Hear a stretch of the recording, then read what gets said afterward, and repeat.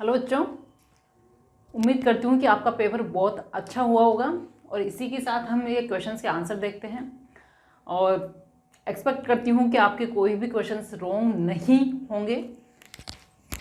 First question यानी paper आपके पास होगा। अगर आपको यहाँ क्लियर विजिबल नहीं है तो अपने पेपर से आप क्वेश्चंस देख सकते हैं। फर्स्ट क्वेश्चन था, a student took sodium sulphate solution in test tube and added barium chloride solution to it. He observed that an insoluble substance has formed. The color and molecular formula. ये precipitation reaction से double displacement का भी एक part है, पर यहाँ पर इस तरह से रिएक्शन का टाइप नहीं पूछा है कि कंपाउंड क्या बनेगा, उसका कलर क्या है। तो बच्चों यहाँ पर जो है सोडियम सल्फेट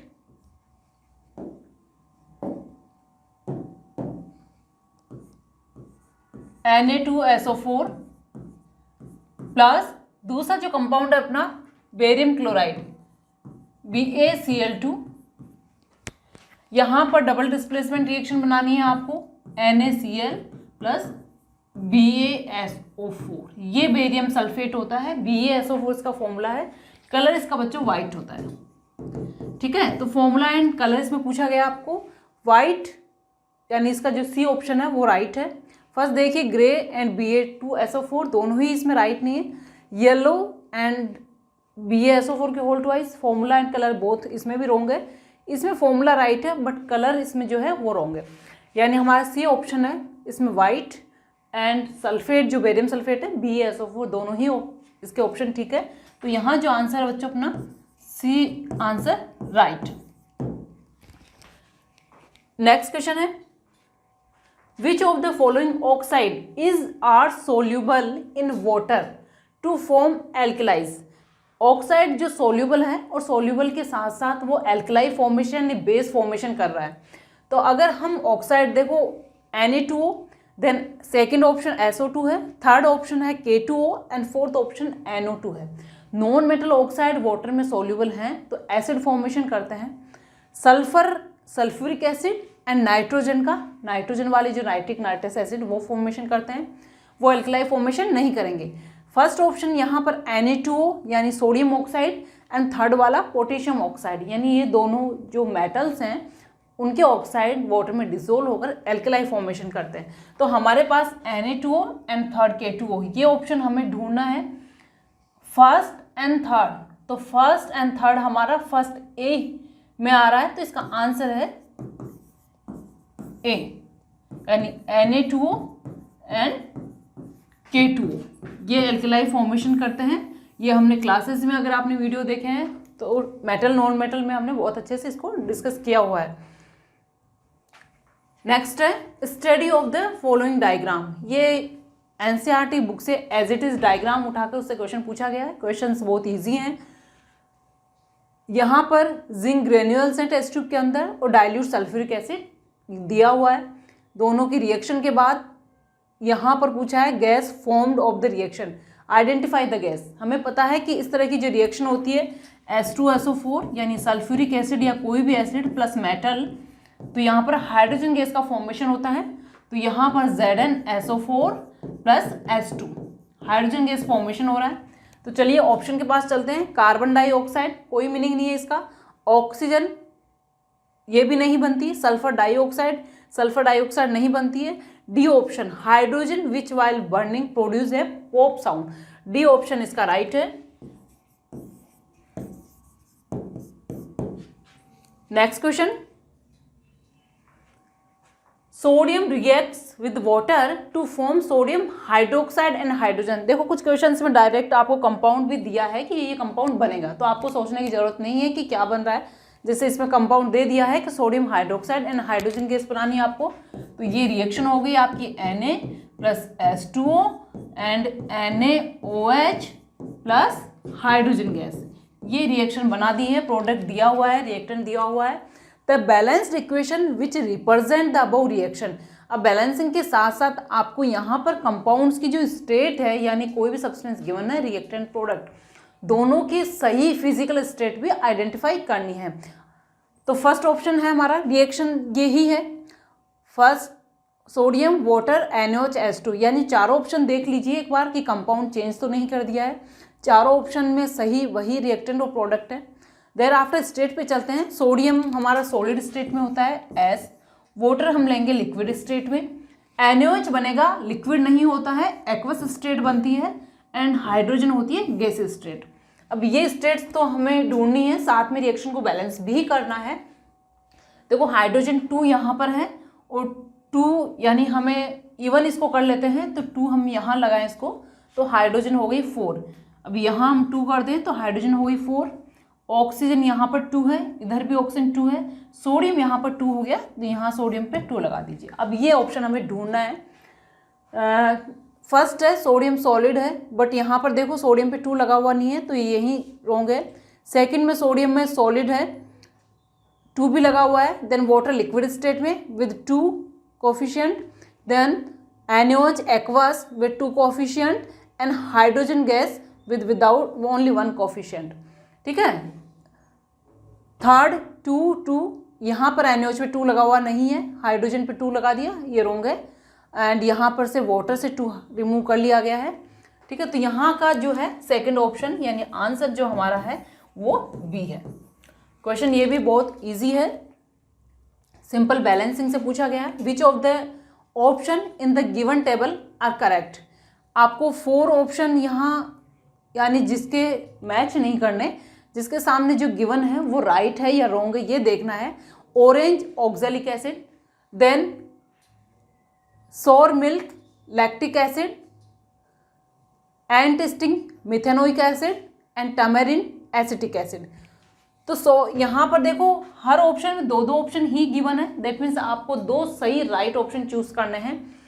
तो फर्स्ट हमारा सोर मिल्क लैक्टिक एसिड ये बिल्कुल करेक्ट है, एंटिस्टिंग में मिथेनोइक एसिड ये दोनों ऑप्शन करेक्ट है। तो यानी सेकंड एंड थर्ड ये वाला हमें ढूंढना है, तो सेकंड एंड थर्ड जो है आपको बच्चों सी ऑप्शन है, आंसर सी। नेक्स्ट यहां पर ये ग्लूकोज का ऑक्सीडेशन गिवन है, यानी हमारी जो रेस्पिरेशन की रिएक्शन होती है वो गिवन है। कुछ भी नहीं करना, बायो में भी हम पढ़ते हैं, केमिस्ट्री में भी इसको स्मॉल एक तरह से एक छोटे लेवल पे पढ़कर आते हैं। आपको रिएक्शन का टाइप बताना है, जो टाइप है तो ये एक ऑक्सीडेशन रिएक्शन है, दैट मीन्स जिसमें एनर्जी रिलीज होती है जो हमारी बॉडी को वर्क करने में काम आती है, तो दैट मीन्स एक्सोथर्मिक रिएक्शन। तो यहाँ पर ये होगी एक्सोथर्मिक, यानी सी ऑप्शन इसका करेक्ट है, एक्सोथर्मिक। Answer is c. अब इसमें कोई एक्सप्लेनेशन की जरूरत नहीं है, स्ट्रेट फॉरवर्ड रिएक्शन है, रटी हुई रिएक्शन जिसको हम बोल सकते हैं। Which of the following statement about the reaction given below are correct. एक से ज्यादा भी हो सकते हैं, एक भी हो सकता है। MnO2 plus HCl MnCl2 H2O और Cl2 फॉर्मेशन हो रहा है, ये भी NCERT की बुक की रिएक्शन है, आपकी सीधी रिएक्शन रेडॉक्स रिएक्शन का एक टाइप है। अब इसमें किसका ऑक्सीडेशन किसका रिडक्शन हो रहा है ये हमें देखना है। HCl पहले तो हम रिएक्शन को ही देख लें, तो यहाँ पर बच्चों देखिए HCl ये जो है इसका ऑक्सीडेशन हो रहा है Cl2 में, यहाँ पर ये ऑक्सीडेशन है, ठीक है, इसका ऑक्सीडेशन हो रहा है, दैट मीन्स ये रिड्यूसिंग एजेंट है, reducing agent.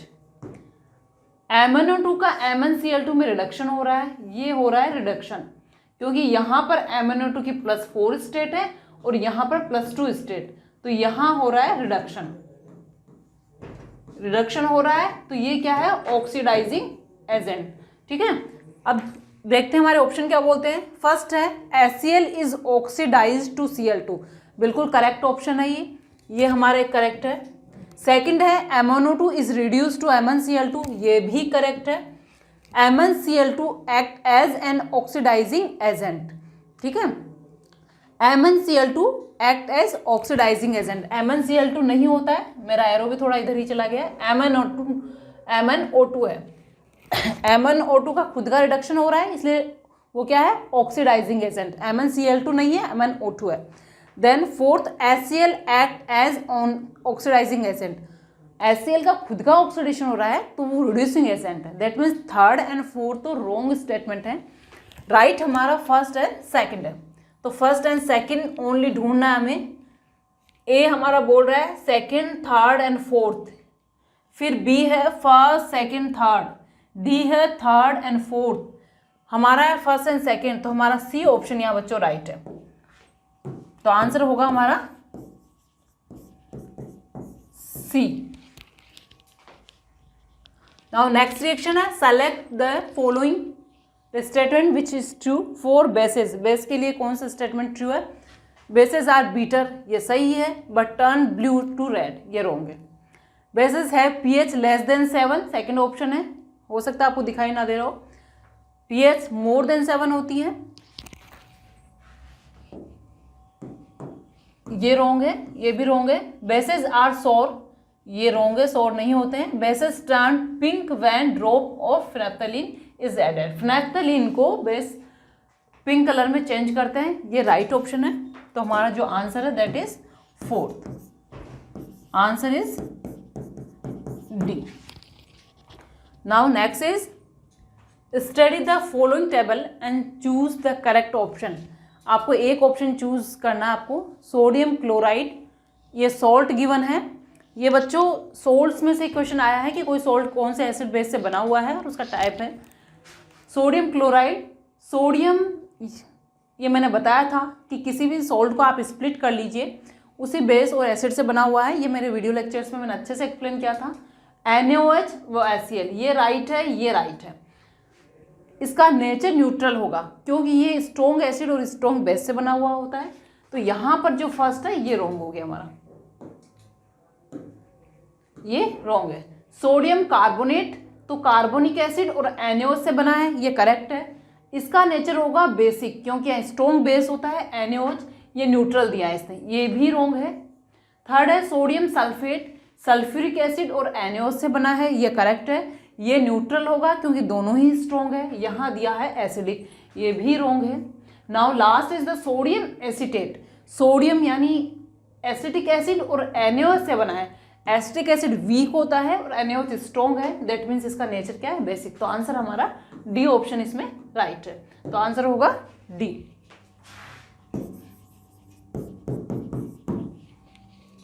Now next is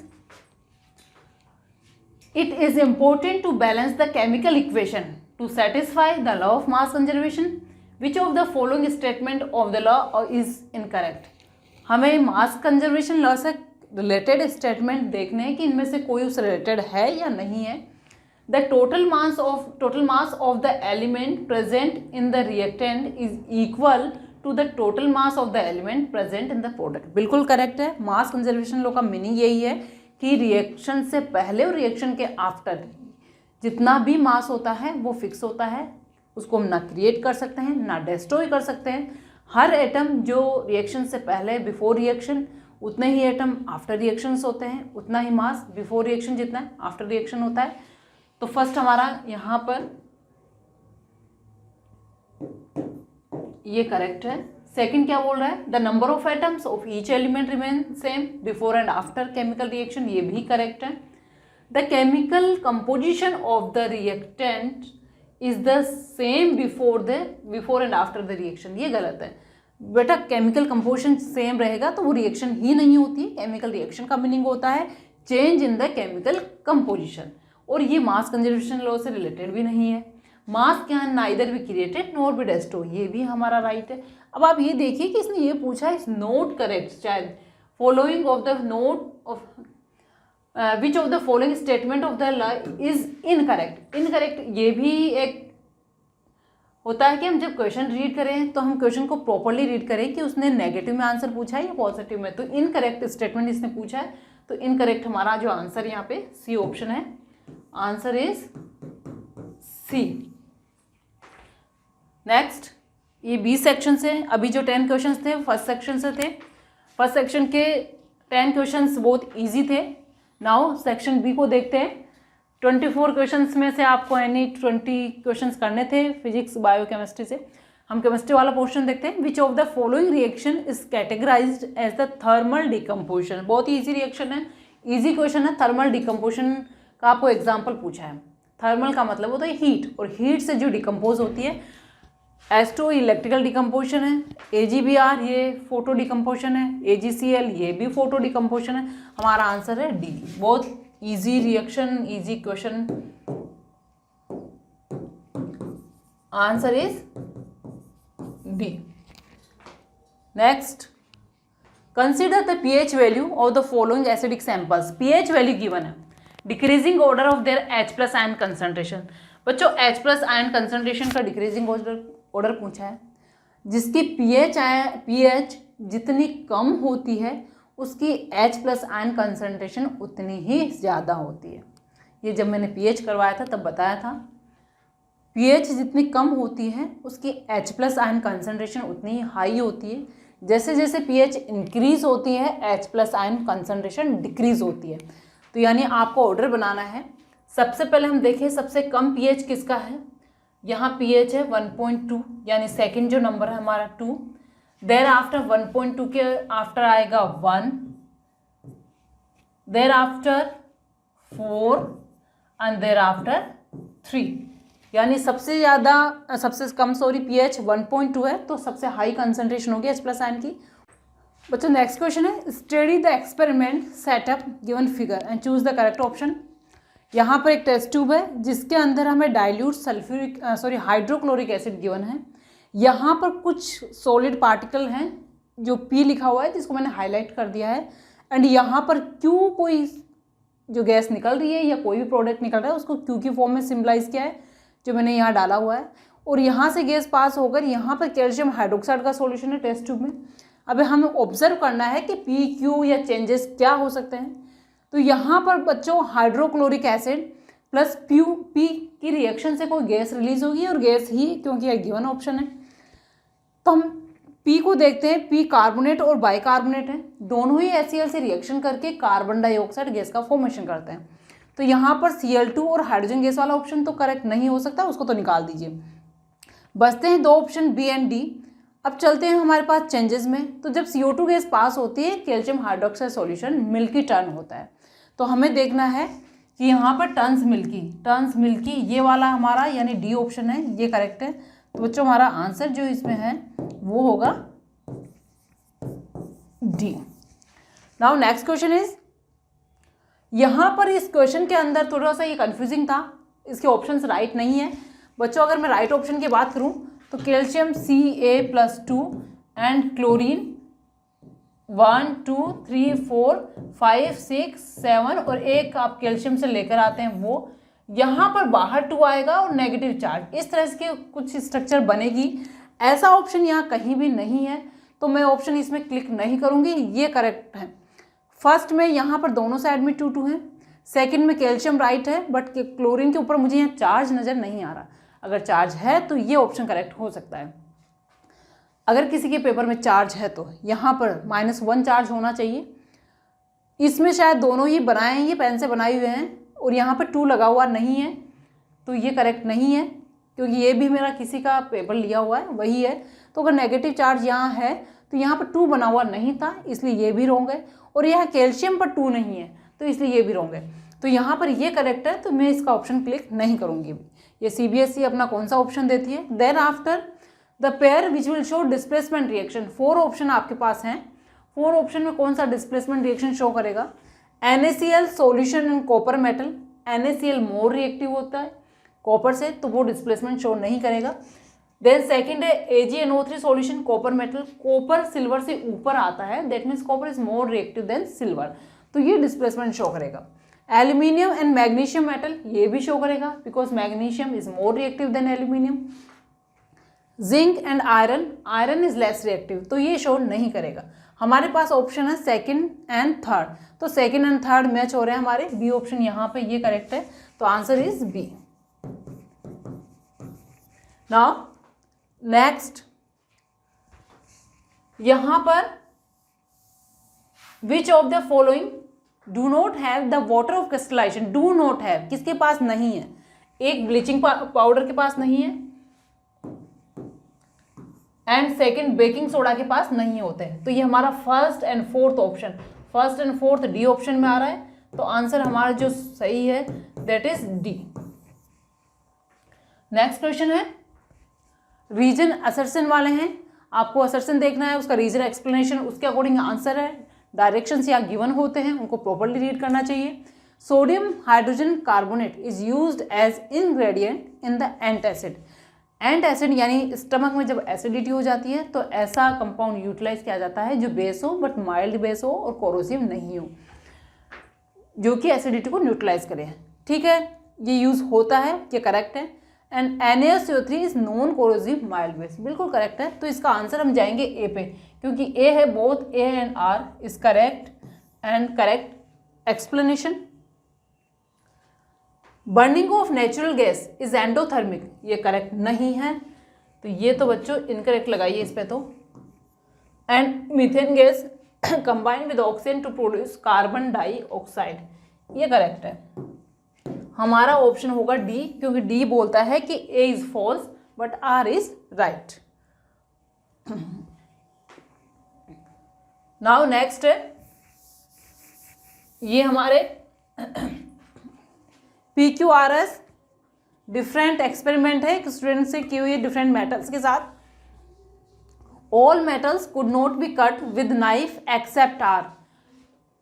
are sodium या पोटेशियम हो सकता है क्योंकि इसको हम कट कर सकते हैं, तो आर में बी Na और K। Metal P combine with oxygen to form M2O3 react with both acid and base, यानी वो ऑक्साइड है जो एम्फोटेरिक है, एसिड और बेस दोनों से रिएक्शन करता है। Al2O3 हो सकता है क्योंकि एल्यूमिनियम एम्फोटेरिक है, जिंक भी है बट जिंक का ऑक्साइड इस तरह का नहीं बनेगा।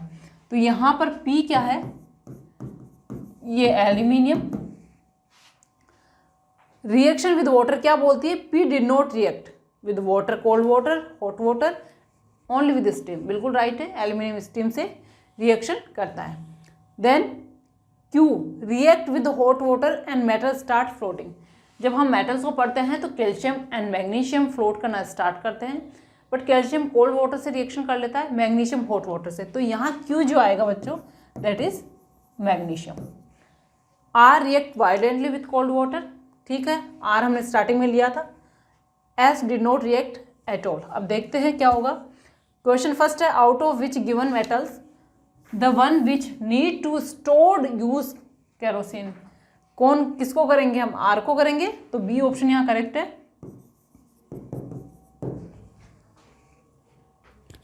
देन नेक्स्ट क्वेश्चन है, out of given metals the metal Q is. Q देखा था हमने बच्चों, क्यू इज मैग्नीशियम, तो क्यू यहां पर होगा मैग्नीशियम। डी ऑप्शन करेक्ट कर रखा है किसी बच्चे ने अपना, D option. Thereafter third है, metal which form amphoteric oxide. Amphoteric किसने बनाया था, एम्फोटेरिक P बना रहा है एल्यूमिनियम, P A, इसका A आंसर करेक्ट है। And last the increasing order of reactivity of four metals, PQRS है, तो मुझे पीछे बना के लाना पड़ेगा बार, जहां पर मैंने लिखा है तो R मोस्ट रिएक्टिव है, देयर आफ्टर Q आएगा क्योंकि मैग्नीशियम है, देयर आफ्टर P आएगा एंड देयर आफ्टर S किसी से रिएक्शन नहीं करता तो RQPS, ये हमारा बनेगा RQPS। R सबसे ज़्यादा है, Q, P और S, C ऑप्शन। बच्चे का ये भी आंसर राइट है, C। ये केस स्टडी के सारे क्वेश्चंस हो गए। तो पेपर हमारा बहुत अच्छा था, बहुत इजी था। आई होप सभी ने बहुत अच्छा किया होगा, सभी के सारे आंसर्स करेक्ट होंगे।